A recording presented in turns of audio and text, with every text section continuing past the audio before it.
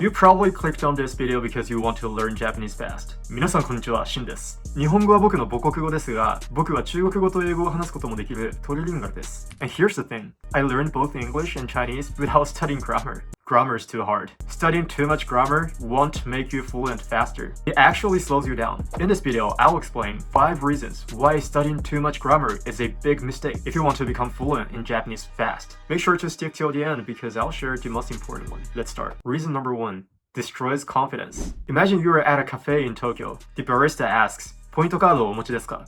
And you freeze. You know what pointo means. And also you know what desu ka means. But you just can't piece it together fast enough. This is what I call grammar paralysis. The brain becomes so obsessed with correctness that you forget how to actually talk. Let me tell you a secret. Native Japanese people make grammar mistakes all the time. We skip particles like wa or o. We shorten endings. Because fluency is about the rhythm, not perfection. When I hear foreigners overthink every word, I can see their anxiety. Like they're not communicating, they're calculating, right? The truth is that the fear of making mistakes kills your confidence faster than any grammar error ever will. Thinking back, when I was learning Chinese, I messed up tongues and grammar constantly. People laughed, but then they taught me, and that's how I got better. So after 2 years learning from scratch, I was able to communicate with anyone in Chinese fluently. You don't get fluent by always being correct. You gotta make mistakes and learn from those embarrassing moments. Oh boy, this is embarrassing. You get fluent by surviving the embarrassment until it stops being embarrassing. Fluency starts where perfection ends. Reason 2. It feels productive, but doesn't lead to fluency. Studying grammar might make you feel amazing because it's measurable. You can check off lessons, finish exercises, and feel like you're moving forward. But I think that's a false sense of progress. Learning grammar builds what scientists call declarative memory, knowledge you can consciously recall. Fluency, on the other hand, lives in procedural memory, automatic habits you use without thinking, like listening and speaking. Think of it like driving. You don't mentally recite, push the brake, check the mirror every time, right? If your only goal is to ace JLPT, by all means, study grammar all day. But if your goal is to learn Japanese fast, pause and think, are you collecting rules or building instincts? As I say, when I learned Chinese, I didn't study grammar at all. I just started talking to locals not afraid of making mistakes and copy locals' expressions word for word, including how they use their mouth to pronounce a word. Like when they say, 你现在肚子饿不饿?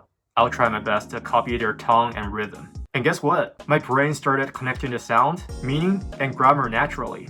Not because I learned more grammar, but because I built the muscle memory by using it again and again. Reason number 3. Textbook Japanese and real-life Japanese are very different. This is where most learners get blindsided. On textbook, you master 私は今日図書館に行きます. Then come to Japan and realize no one actually talks like that. No one talks like that. In real life, people say 今日図書館行く or 図書館行くわ, 図書館行ってくる, etc. Same meaning, half the grammar. So in Japanese language, there are 3 different speech labels: casual, polite, and honorific.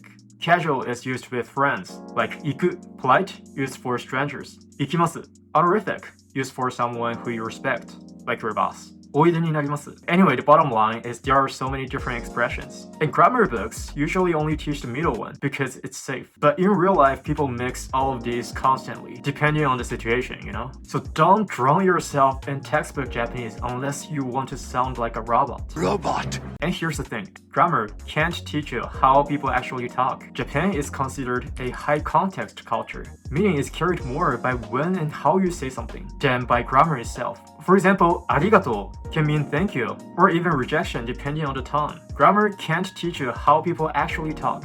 Reason number 4. Grammar is important, but native speakers learn it naturally. The people who speak perfect Japanese never study the grammar the way you do. Like for your native language, do you study grammar? I mean, if you're German, I think that's a different story. But in general, as I said, a lot of native speakers, including myself, make a lot of grammar mistakes. What? We often say 食べれる, 見れる.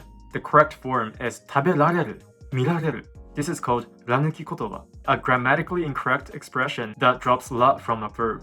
People use it naturally because it's smoother, easier, and faster. So if even native speakers bend grammar for flow, why are you trying so hard to sound like a textbook? When I was learning English, I just said what felt right and adjusted when I was corrected. Or a lot of times, actually, I realized mistakes myself through comparing what native speakers say and what I say.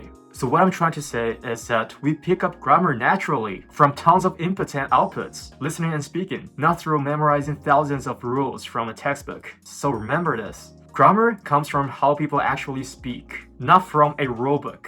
I've met so many talented language learners so far, and the one thing that they have in common is that they're not scared of making mistakes, and they learn from making mistakes, adjust it, and speak again, and repeat the process. And what I'm trying to say is not about skipping grammar totally. It's about learning in the right order. Mastering grammar isn't the goal. Communication is.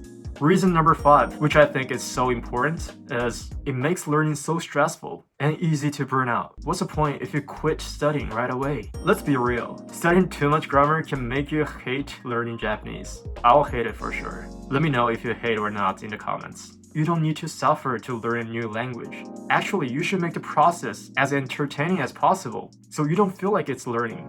For me, it was watching YouTube and Netflix and listening to some interesting podcasts. I didn't really study, unless your goal is to get a linguistic PhD or something. Grammar should serve you, not enslave you. It's only one of the tools you can use. Back in high school, I was forced to learn some English grammar, but it was so painful and I barely remember anything. I was doing terrible in my English class, by the way, because it's so boring.